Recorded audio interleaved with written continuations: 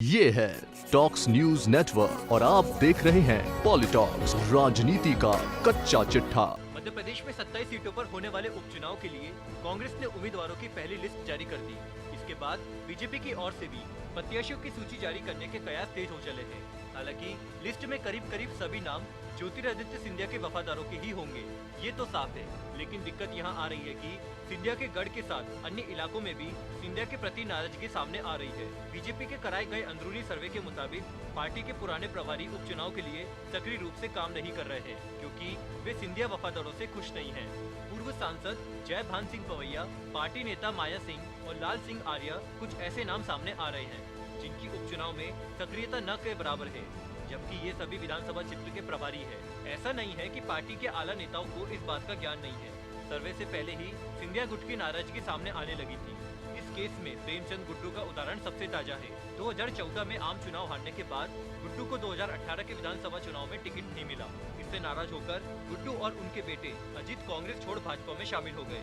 मार्च में जब ज्योतिरादित्य सिंधिया के साथ तुलसी सिलावट बीजेपी में शामिल हुए तो भी गुड्डू की सिंधिया और सिलावट से ठनी रही। एक पार्टी में होकर भी गुड्डू का दोनों नेताओं पर वार जारी रहा। इस पर बीजेपी ने उन्हें नोटिस थमा दिया तो गुड्डू ने फिर से हाथ का साथ थाम लिया। कुछ इसी तरह की पशुपेश में बीजेपी के अन्य स्थानीय कद्दावर नेता भी है, जो कांग्रेस से बीजेपी में आए नेताओं की कांग्रेसी विचारधाराओं को अब तक नहीं पचा पाए। पहले भी पार्टी के पुराने नेताओं के एक वर्ग ने पूर्व कांग्रेसी सिंधिया और उनके 22 समर्थकों के शामिल होने पर नाराजगी जताई थी। मुख्यमंत्री शिवराज सिंह चौहान सहित केंद्रीय आलाकमान भी इस बात को भली भांति जानता है।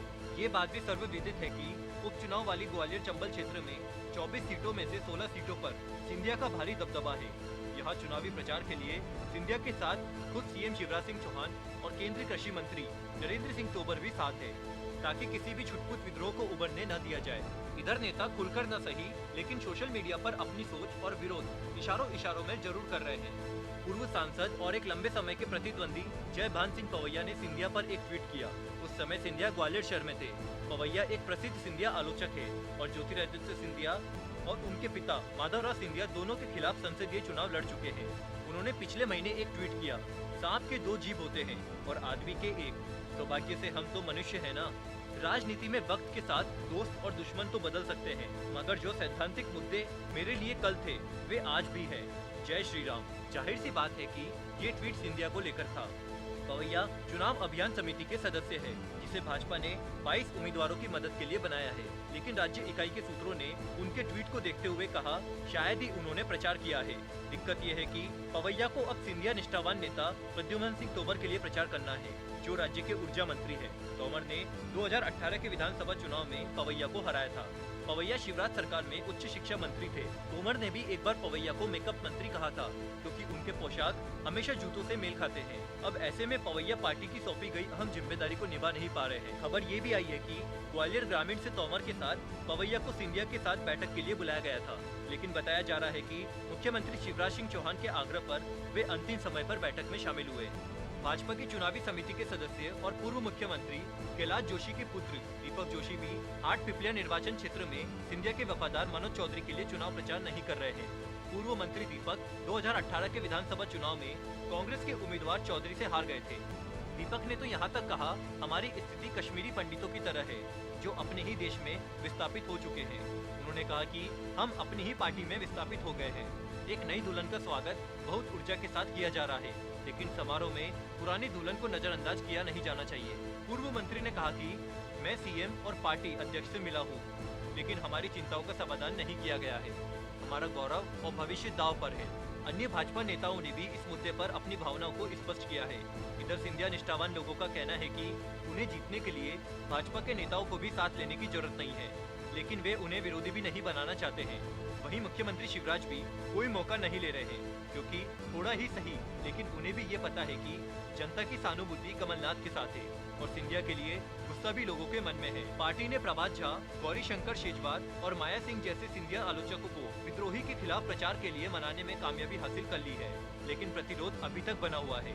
अन्य भाजपा नेताओं ने भी इस मुद्दे पर अपनी भावनाओं को स्पष्ट किया है। वहीं बात करें इंदौर क्षेत्र की, तो यहाँ सिंधिया अपने समर्थकों की जीत सुनिश्चित करने के लिए कैलाश विजयवर्गीय, सुमित्रा महाजन और अन्य भाजपा नेताओं पर निर्भर है। ग्वालियर में उनके अधिकांश विधायकों की जीत सुनिश्चित करने के लिए उनका प्रभाव ही काफी है। लेकिन असंभावित उठापटक को कम करने के लिए सिंधिया लगातार भाजपा नेताओं के पास पहुंच रहे हैं। अंदरूनी तौर पर चल रहे डैमेज को कंट्रोल करने और आगामी उपचुनाव में जीत सुनिश्चित करने के लिए पार्टी की ओर से बीजेपी नेताओं को एकजुट होने के लिए काम करने के लिए चेतावनी जारी की गई है।